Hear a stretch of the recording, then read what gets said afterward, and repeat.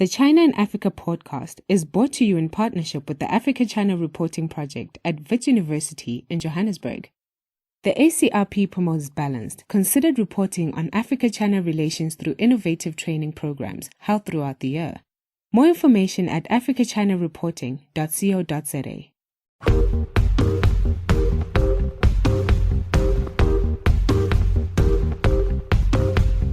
Hello and welcome to another edition of the China in Africa podcast. I'm Eric Olander, and as always, I'm joined by Cobus van Staden of the South African Institute of International Affairs in Johannesburg, South Africa. A very good afternoon to you, Cobus. Good afternoon.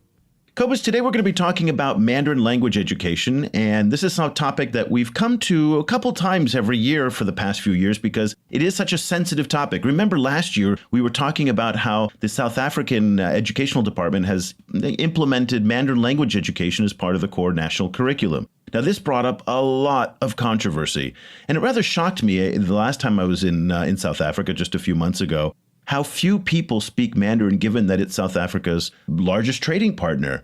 Then today, it was really quite exciting to see a headline cross on Deutsche Welle, the German broadcaster, which said that there is the growing enthusiasm, even passion for learning Chinese in Kenya. And so it does seem to be that there is possibly a change of attitude now in some parts of Africa for learning Mandarin. And a lot of this Mandarin education is going on in places like the Confucius Institutes. And for those of you not familiar with the Confucius Institutes, they're kind of like the Alliance Française, which is the French embassies all around the world, their institute for teaching French. The Americans have the American Center. The British have, I think, something called the British Council, where they teach UK culture in English language. And the Chinese have the Confucius Institutes. But Cobus, these Confucius Institutes, unlike their counterparts in the United States, Japan, are quite controversial. Tell us a little bit about the background about Confucius Institutes. Confucius Institutes are usually started at universities. So you don't set up an independent Confucius Institute usually. It usually is in partnership with a local university. The university provides office space, teaching space, and institutional support. And from China comes teachers and funding. And so you have a situation where language is being taught, but at the same time, a lot of Confucius Institutes also have a mission to teach culture. And in the Confucius Institute classes that I've attended at Stellenbosch University, it was mostly very dehistoricized kind of ideas of ancient Chinese culture. But they've become controversial, especially at universities in the US, where there's been allegations that Confucius Institutes are used to further Chinese government talking points and to essentially, foment Chinese cultural influence on young impressionable Americans. So that's led to... You say that as if we're like little fawns in the forest, young impressionable Americans subject to Chinese communist propaganda. So there's been cases where some U.S. universities actually kicked out the Confucius Institutes on their campus. Yeah, that was the University of Chicago, actually, I think, didn't renew their contract with the Confucius Institutes. Yes. And so across the world, you've seen this kind of debate going from university to university about whether it's a good idea to have them or not.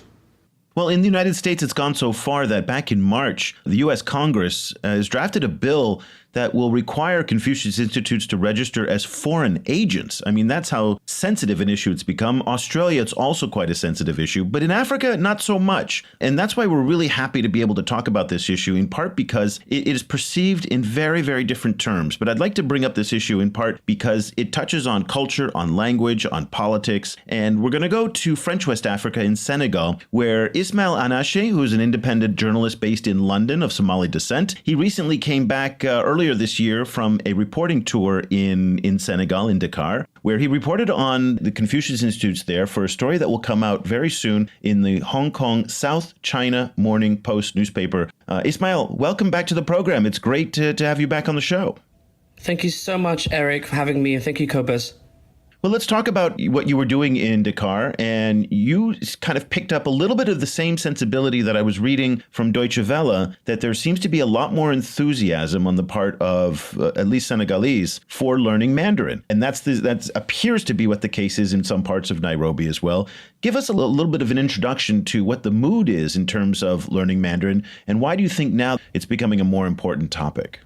Right. Well, the Confucius Institutes, as you were saying earlier, Eric, are very prominent and spread out not just in Africa, but across the globe. But the reception they've had in Africa has been perhaps more positive. And I was in Senegal, in Dakar, on the ground to visit the Confucius Institute in Dakar, which is probably one of the most impressive in Africa, I'd say. It was opened in 2016, funded by the Chinese government to the tune of $2 million US. And the institute is located at a university in Dakar. It has a very impressive building which has all kinds of snazzy, sort of technology in the rooms. They have an amphitheater, they have a Chinese garden, and they educate 500 students who are not just Senegalese, but actually drawn from across Africa. The director of the institute, a man called Mamadou Fall, was telling me that they have, for example, over 12 African nations represented in the pool of students at the institute. And this institute doesn't only teach Mandarin, but it teaches also Chinese culture, Chinese history. And there's even, as part of the institute, courses available to learn traditional Chinese medicine.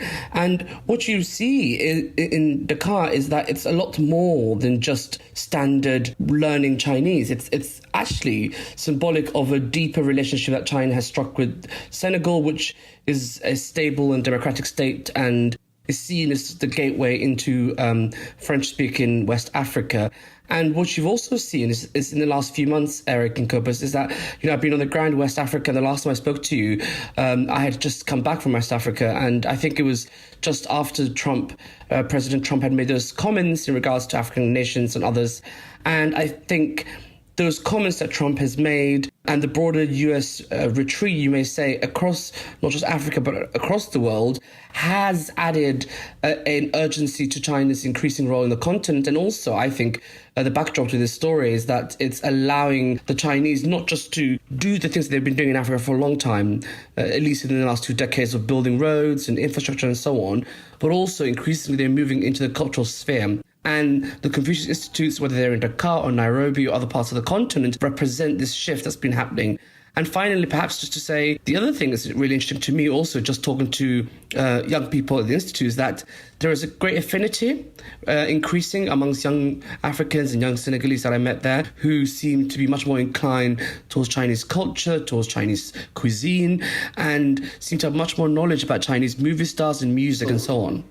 So, Ismail, can you give us an idea? There's this issue that's been discussed so much in the US of furthering Chinese cultural influence. During your reporting, did you actually get a look at some of the curricula of these courses around Chinese history or Chinese culture? Like, what kinds of Chinese history and Chinese culture is being taught? Well, I think that's a really fascinating question. And one of the things that's really interesting about this story, Cobus, I didn't get to talk to Chinese people at the Institute. I got to speak to the Senegalese and Africans who were working there. I got to speak to the students who were obviously all Africans. But it was very difficult to try and get to speak to the Chinese who were there. And I did see a few Chinese teachers. Secondly, I did look at some of the material, but they were unfortunately Mandarin. I'm not a Mandarin speaker. But what I think is really interesting to me is, when Eric was saying at the top of the program, is that if you look at what's come out of the US Congress in March, lawmakers in the US Congress effectively put in a draft bill which would ensure that the Confucius Institutes would register as foreign agents, is that there is a clear concern in Western capitals and also in Africa that not just in terms of the curriculum and the kind of history that is being taught of that is Chinese history and other histories in these places, but also the kind of very, the fact that these institutes are funded and operated through the Chinese state are giving a lot of people concern.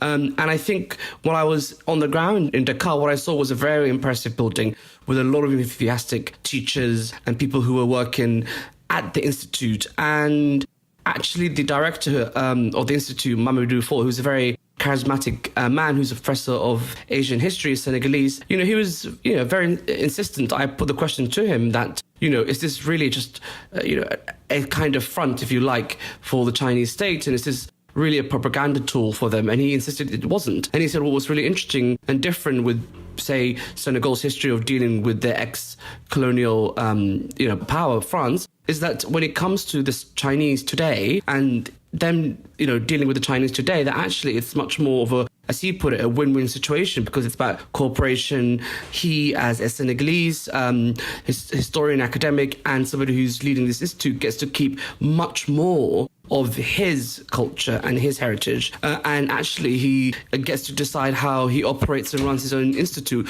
without the kind of, oversight of the Chinese. And, another quick point to add to that is also, the whole situation with the fact that these institutes have not only propagated pretty fast, but often they're given as a gift. In many of these countries in Africa, they're given as a gift by the Chinese state. And of course, many people might question that and question the motives of that. Okay. I mean, did he really say win-win? He did. Okay, so that's an indication to me that his bread is buttered on one side. I mean, of course he's going to say that the Chinese don't interfere because, well, that's his livelihood. I get that. The fact is that, the Chinese may offer you more autonomy than, say, another country. But at the end of the day, you have to play within the confines of whatever the Chinese parameters are. I mean, that's just the way it is. You're not going to start talking about sensitive issues that the Chinese don't want to. You don't have academic freedom when you deal with the Confucius Institutes. I mean, that everybody knows that. The sound you hear behind me right now, that's my rant box that I'm about to stand on here. And I'd like to rant for a little bit. I want to get both of your reactions to my rant. Okay, let's forget the fact that the institute, the head of the institute is, he likes what the Chinese are doing. I get that. Of course he's going to like what the Chinese are doing. The idea that they're not propaganda, that's ridiculous. Of course they are propaganda. But that's what these government cultural centers do. I mean, you can't walk into the Alliance Française in any African country and really start ranting and raving about how the African migrants are treated in the banlieue and all the sensitive issues in French culture and French politics and all these different things. The same way that if I walk into an American center anywhere and start raving about Black Lives Matter, they're not going to welcome me too much, especially in this administration right now. There is not academic freedom in the American centers, nor the Alliance Française, nor the British Council, because they are there for a purpose to promote their government, to promote their states. They are state funded. The hypocrisy of the Americans to label the Confucius Institutes foreign agents when they are doing exactly the same thing, which is to promote a narrative of their country to be able to persuade other people to believe in them. That's what they're doing. I don't blame them, but just to call theirs somehow pure and the Chinese somehow impure propaganda is ridiculous to me. It just offends me on every way, and it just infuriates me. So with that, I'm going to put my rant box away. Ismail, let me get your take on my rant, and then Cobus, I'd like to get your response. Agree or disagree? Well, that was quite a interesting rant. That was a rant, wasn't it? There we go. But I think you raised a number of very important points, Eric. And I think, well, first of all, the Chinese Confucius Institutes are effectively built on the British Council and the Goethe Institute that you mentioned and others in France and the United States. So in a sense, China is just entering the game late, but it's doing what other Western countries have done for a long time, which is both to propagate their culture and their language and their way of thinking about the world. So you can argue in that sense, I think you're right, that what China's doing isn't particularly extraordinary or particularly strange. What is perhaps different about China is the scale and the speed, which is interesting because, of course, China is on its way to becoming the most powerful country in the world, economically at least, in the next few decades. And that has obviously unsettled rivals, and that has obviously caused upset amongst people in the West, in Washington and London and other places. And also you have to remember the history as well when it comes to Africa, and particularly West Africa, is that, much of the continent was under colonial rule, and it was split up largely between the French and the British. And in West Africa, Senegal has always been the kind of centre of what was French West Africa, which now I think includes 10 independent states now. But at that point, it was a vast territory all the way west from Mauritania, going all the way as far east to Niger. and all the way down south to Benin and Cote d'Ivoire, and all the way to the far west on the most western point, which is Senegal. And Senegal was actually St. Louis and then Dakar were both the capitals of French West Africa. So there's also this kind of sense of it's the backspace of France, West Africa, French-speaking West Africa. So you can understand why that might rattle the French if they suddenly see the creeping kind of, incursions that the Chinese are making in the cultural space. And then the final thing, which is, is China propagating its message? Is this more than just culture? Absolutely. The Chinese recognize the significance of using culture as an instrument to leverage their global, foreign policy and other national security interests. And the Chinese also recognize that in the long term, they have to shift from just looking at, when it comes to Africa at least, just in terms of resource extraction, just in terms of building infrastructure. Now they are actually beginning to think of using culture as a capital, really, as a form of capital. So I think the other interesting point to add to that is that the Chinese are also beginning to settle in Africa. So in the last couple of decades, as many as 1 million Chinese have settled in the continent. And there's a shift that's happening, and I observed that in Dakar, very much observed that in Dakar, which is at the very beginning, in the early 2000s, you might have seen Chinese come as laborers to work for Chinese state companies and some private enterprises. You've seen latterly the Chinese work to build railways in Ethiopia or to build ports, etc., all across the continent. But now you're seeing Chinese families settle, and I was surprised to see quite a vibrant, small still, but nonetheless growing Chinese presence in Dakar. In the city, there is an area where there are many Chinese shops. It's not quite a Chinatown. It doesn't really have the features that we would tend to associate with the Chinese or Chinatown, but it's starting to resemble that. So I think you're seeing both the investment that the state is making in China, but also you're seeing ordinary Chinese begin to make their own kind of connections to the continent. Support for this podcast comes from the Africa China Reporting Project at Wits University School of Journalism in Johannesburg. The ACRP provides reporting grants, workshops, and other professional development opportunities for both African and Chinese journalists. Follow the ACRP on Twitter at Wits China Africa or visit africachinareporting.co.za for information about grants and upcoming seminars. So, Cobus, the way that Ismail has laid out the role of the Confucius Institutes, which is to promote Chinese culture, to promote Chinese language, and to promote a narrative, is really the essence of soft power in its kind of traditional definition that Joseph Nye all those years ago at Harvard defined it as, which is using the power of persuasion rather than hard power, which is the power of guns and economics. And again, nothing that what we've heard from Ismail, to me, differs from anything that we see that other powers are doing. And so I just don't understand, where the double standard is coming from. Or do you think that I'm being too sensitive and am I missing something here, that the Chinese, in fact, are doing something more nefarious than what the Germans, British, and Americans are doing in all around the world, not just in Africa with their institutes? I agree with you that what the Chinese are doing is essentially using a model that was designed in the West to improve soft power. And I think this model is actually considerably older than when Nye coined the concept of soft power in the 90s. By then, there's already been decades right through the Cold War of the US, for example, promoting its own culture, promoting its own way of thinking, all over the decolonized world. Where I think the difference comes in is, as Ishmael pointed out, like this is China jumped into the system pretty late, and they jumped into it at a moment, I think, when the West had lost a lot of faith and energy for this kind of self-promotion. Because in the end, the self-promotion isn't just to get people to learn your language or to watch your movies. All of those systems were interlinked originally. So the idea was that you would train people in your culture, for example, to learn French, to start reading French novels. And then at some stage, the elite of that group would be offered frequently scholarships to go study at French universities. And of course, there are still a lot of Africans studying at French universities now. More Africans, France still takes the most African students, with China the second. But the idea was it wasn't just building soft power in the local area. It was shaping people with a mental affiliation to the country. So it's like shaping them in a way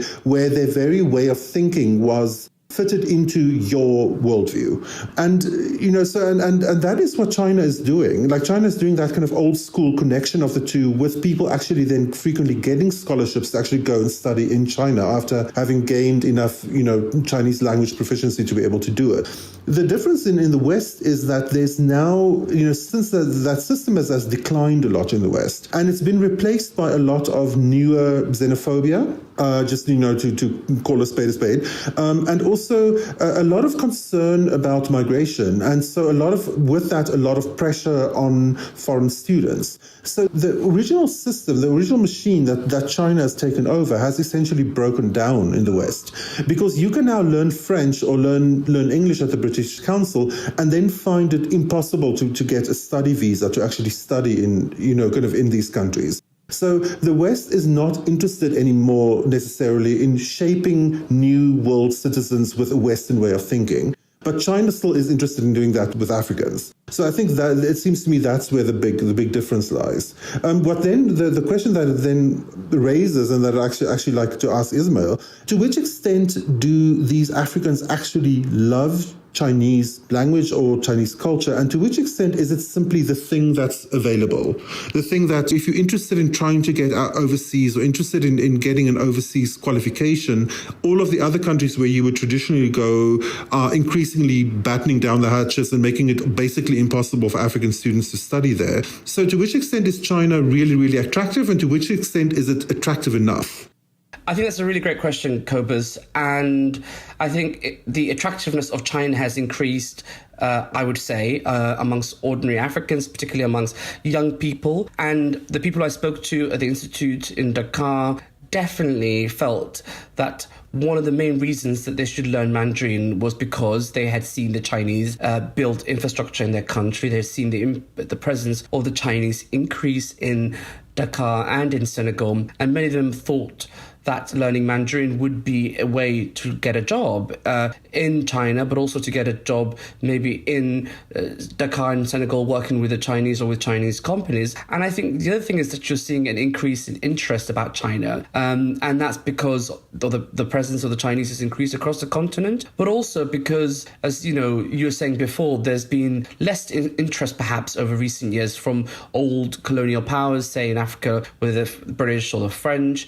And also the fact that if you're a young African undergraduate student in Dakar or in Nairobi or wherever, and you'd like to go and study abroad, the reality is that it's very difficult to get a visa to go to Europe. And it's become much more difficult in recent years. And actually in China, it's becoming easier. And while I was in Senegal back in January, the Chinese embassy there had made an announcement saying that they would make it easier for Senegalese students to obtain Chinese visas. So now it's actually much easier for students from across the continent to study in China. And by the way, that's not just in China. If you look at Turkey, in India, Malaysia, these kinds of countries are becoming easier destinations if you're a bright, able, educated African who wants to go to abroad to further their skills. So it's a bit of both. On the one hand, there's growing interest, and then on the other hand, it's much more difficult for young Africans to get to traditional countries they might have gone in the past, like in the UK or the US or France.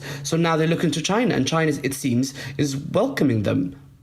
Yeah, I want to talk about a slightly different angle here, in moving beyond the student side and the propaganda side, but the need for African countries to develop sophisticated China policies. There's this old saying that China has a policy now for each African country, but most African countries don't have a China policy. And I will admit, I'm a little bit biased. I speak, read, write fluent Chinese. So I feel that now that I can speak the language at a much more sophisticated level, I actually have insights that I have now that I didn't have when I wasn't able to speak. I don't believe that you can effectively understand this country without speaking the language. And I've heard that from other sinologists as well. Of course, there's a lot of academics out there who don't speak Mandarin. I'm just skeptical that if you don't understand and speak to people and get all the nuance and the texture of this very, very complicated culture, you're not going to understand how this place works, because they think and their policies and their history is so different from that of the West. And it's just radically different. So I think it's so important for these students who are coming back from studying in China, back to places like Senegal, and for the students who are at the Confucius Institutes to be learning Chinese so that countries like Senegal can develop more sophisticated China policies, to negotiate more effective deals, to not get ripped off, to be able to read the signs of when the negotiations are happening. Because what we're having now is this concern that we're building an unequal, unsustainable relationship between China and African countries. And this can't go on like this in many countries. And I'm really hoping that we're going to turn the corner and develop a whole new generation of young Africans who can speak Chinese and negotiate these better deals and not let the Chinese take advantage of these smaller African countries when they have power and money and leverage. What's your take on that? I think that is a really important point, and I saw that firsthand, which is, the fact that speaking Mandarin has already given opportunities for young Senegalese and other Africans studying at this institute, because this institute has actually been going for 5 years now. It opened, I think, in 2012. And the new building, the impressive building, which I visited in January, was opened in 2016. And some of the people who teach at the Institute today had actually studied at the Institute before and had got scholarships to Chinese universities, and they had spent 3 years or 2 years studying Mandarin at a Chinese university. One of them, who had studied at Dalian University in China for 3 years, is now one of the teachers at the Institute. And he speaks fluent Mandarin, and what he was telling me was his perception of China changed for the better, but also he felt much closer to the Chinese, that he was able to be much more freely mix with them. And I think that is a really important thing for Africans to have, especially as you laid out, Eric, in terms of imbalance that exists between China and that exists between African nations. And I also think what's really interesting, and I picked up on the ground, is that the dominant language in Senegal is Wolof. What was interesting was the teacher I was just mentioning. He said to me, interestingly, culturally, there's a lot more similarities between the Senegalese and the Chinese than there is between the Chinese and the French. And he said when they speak their local dialect Wolof, actually, it's much easier to translate between Mandarin and Wolof than it is to go via French. So that's also another interesting dimension to all of this. And finally, if you look at the history of foreign languages in Africa, of course, the dominant ones have been French and English, the old colonial languages. And one thing that I saw at the Institute and the people I spoke to there is that there is not only an increasing awareness of Mandarin as a foreign language, but there's also an increasing desire, and not just in Senegal, but in the parts of Africa. People feel that perhaps in 50 years' time or more, that young Africans may end up speaking Mandarin as the preferred foreign language of business and commerce, which obviously will be to the benefit of Africans. If they speak Mandarin really well, as you say, Eric, then that might surely help them in their dealings with China.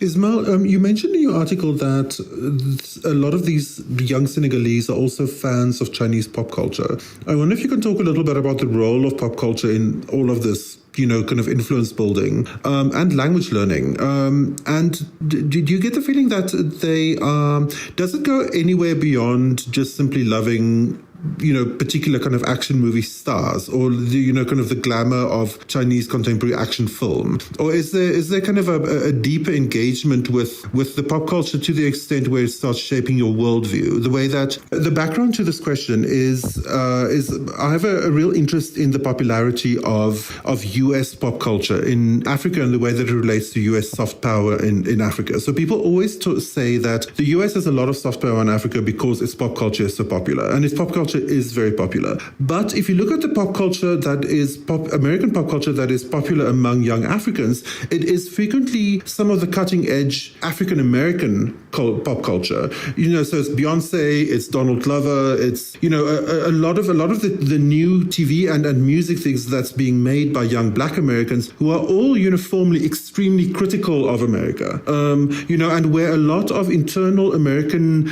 issues around race and so on are being kind of fought out out in the arena of pop culture. And it is that debate that has a lot of influence in among young black Africans, not just simple fandom of the US. It's a lot of things around Black Lives Matter, a lot of things around systemic injustice, in kind of where the US is frequently being described as kind of an arena of racism, of injustice. So long-windedly, I'm kind of asking, to which extent do you feel that this kind of engagement with Chinese pop culture is starting to open up more complexities rather than simply ending at fandom?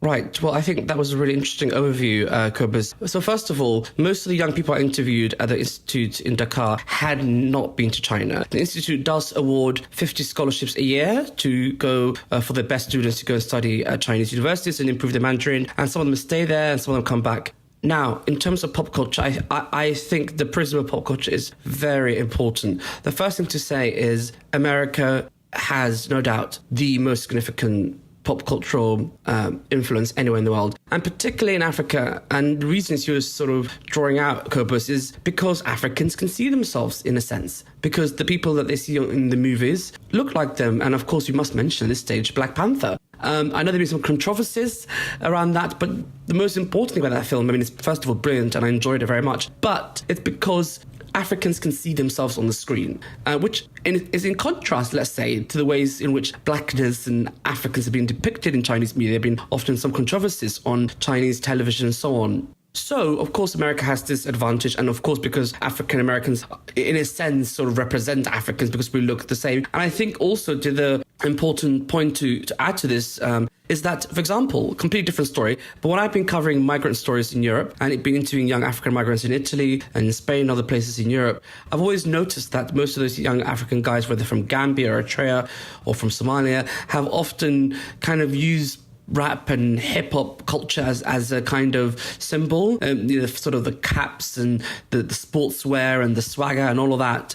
And it was interesting because they'd never been to the US, of course. But again, that is a cultural reference, and it's no longer just a cultural reference by the way American and African-American culture. It's also a reference for non-Black and non-African peoples all across the world. Having said all of that, I think it's for sure the case that Chinese culture is beginning to get more interest in the continent, I'd say.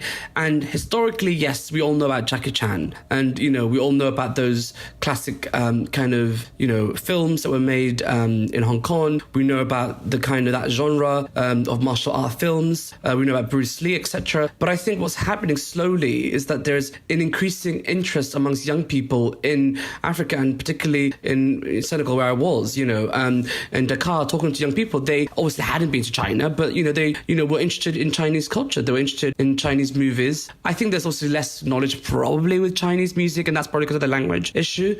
But I think the other thing that is really interesting is, beyond all of that, is that what's happening if you go to, not even in Kenya or Senegal, if you go to Somaliland, for example, if you go to Ethiopia, if you go to even places that are off the beaten track in Africa, you'll see Chinese. You may even increasingly see a Chinese restaurant. And I think that way is going to be the most important in for Chinese culture into Africa, because what you see is in Dakar and in Senegal, there's an obsession with all things French, of course, because it's a French culture in terms of the French colonial, history. And there's amongst kind of the moneyed kind of crowd in Dakar, the very trendy restaurants and bars, there's a real obsession with European cuisine and with expensive wine and European brands and all of that. So China's got a long way to catch up. But what's happening is that slowly in Dakar, you're seeing Chinese restaurants open, you're seeing Chinese entrepreneurs come, you're seeing Chinese food being sold. And one thing is that all those young people I interviewed at the Institute, none of them had been to China, but all of them had Chinese food. They had all had Chinese food. Not all of them could eat with chopsticks. I think a lot of them struggled, and we had a little bit of humour about that. But all of them had tried Chinese food, and all of them had been to a Chinese restaurant, and all of them had been to the part of town where there is Chinese in Dakar. And I think that kind of connection is going to ultimately be a really important aspect of the broader culture. But of course, films and music and so on, I think China's still got a massive way to go on that. So now it's General Chow's chicken is going to be the gateway into Chinese culture in places like Dakar and French West Africa. I think the French are probably recoiling in horror to think that they're being displaced by General Chow's chicken nonetheless. Listen, Ishmael and Ashe, thank you so much for joining us. You sent me a draft of the article, but you didn't have a title on it. If people want to look up the article on the South China Morning Post, what's going to be the title? Do you know? Not yet.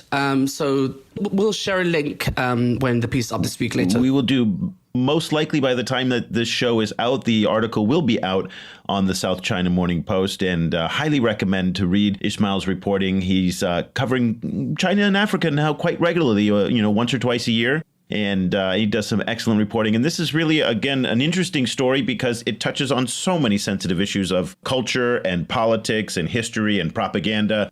And when you're reading his story, I urge you to kind of think about my rants here a little bit about the double standards that I think the West is putting on the Chinese. Sure, you're not going to get lectures on Tibet and Xinjiang and Muslim separatists in the Confucius Institutes. That's not going to happen. But similarly, it wouldn't happen in American or the Goethe Institute in the Germans to touch on sensitive issues there as well. So it's a fascinating topic.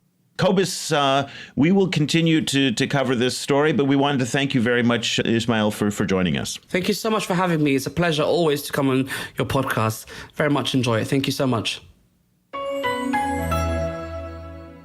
Cobus, this is really the rare story about the Chinese in Africa that seems to be positive. So much of the coverage, especially lately, has been negative about debt, about corruption. There's been labor problems. There's been, all of these different things that really are really negative. And so to see Ismail's reporting that is excited about Chinese culture. And, again, I'm biased here because I've committed so much of my life to studying Chinese culture and I love it. So, and in this case, I have to admit the fact that, to see other people share the joy that I've taken over the years is, to me, really exciting.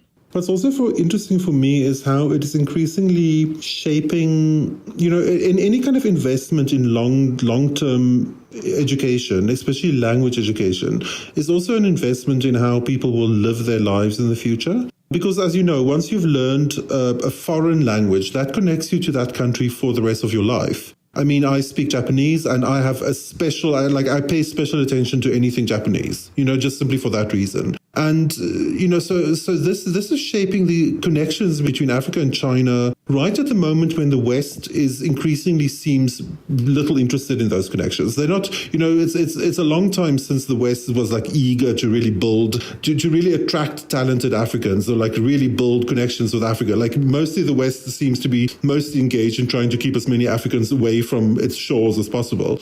And so it's going to really shape the world, I think, in the future. All of these Africans learning Mandarin, building cultural competence in Chinese culture. It might not necessarily be that it's going to only shape connections between China itself and their home country, but in the larger scheme between Asia and Africa. It becomes actual South-South cooperation with no Western involvement. It's a very interesting shift.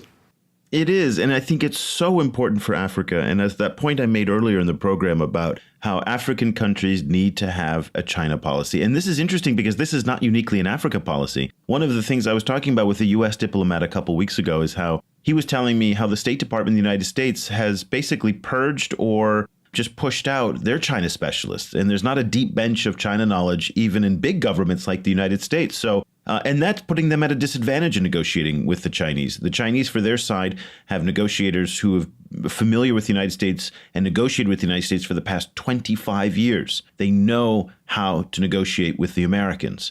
And that gives them a distinct advantage. And I hope that Africans will take advantage of this opportunity, whether it's to go to China to study, to learn Mandarin online, to learn Mandarin at Confucius Institutes, in schools, in private schools, wherever they can, because I think it will really help in the long run. I know, and you and I are very, very sensitive to the politics of language in Africa, particularly in places like South Africa, with regards to the colonial history of foreign languages being imposed on people. But I see this differently. I see this in many ways as the opportunity to take advantage of what comes from being, speaking the language of your largest trading partner. It is so important. Final thoughts from you. Yeah, and it just opens up a set of experiences of and ways of thinking that's not open to you if you only learn Western languages. Chinese is just a different way of conceptualizing the world. And it's just valuable in and of itself, no matter, even if China were a small little island state with no economic power, that, the richness of that language would still make it worth learning. And now, of course, it brings a whole bunch of economic and political opportunities with it. So, I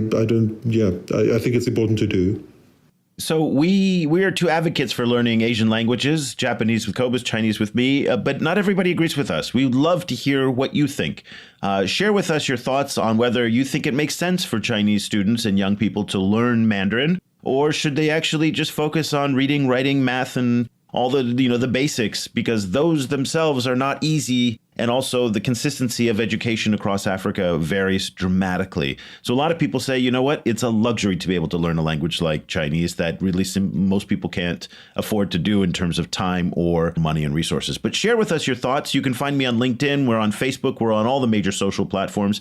And of course, in my email address, you'll be able to connect with me in the show notes of this podcast. We're still trying to iron out Cobus's email address. We're having some problems. A lot of you have written to Cobus, I know, and you haven't gotten responses, and that's because there's somewhere in the Google universe right now floating around. We're not sure, but we are looking to fix that problem. In the meantime, you can send emails to me, and I will pass them on to Cobus. So we'll be back again next week with another edition of the China in Africa podcast. For Cobus Van Staden, I'm Eric Olander. Thank you so much for listening. The discussion continues online. Head over to facebook.com/China Africa Project to share your thoughts on today's show. The guys are also on Twitter, where you can find Cobus at Stadinsky or Eric at E.Olander. And be sure to sign up for the weekly China in Africa email newsletter by going to www.ChinaAfricaProject.com.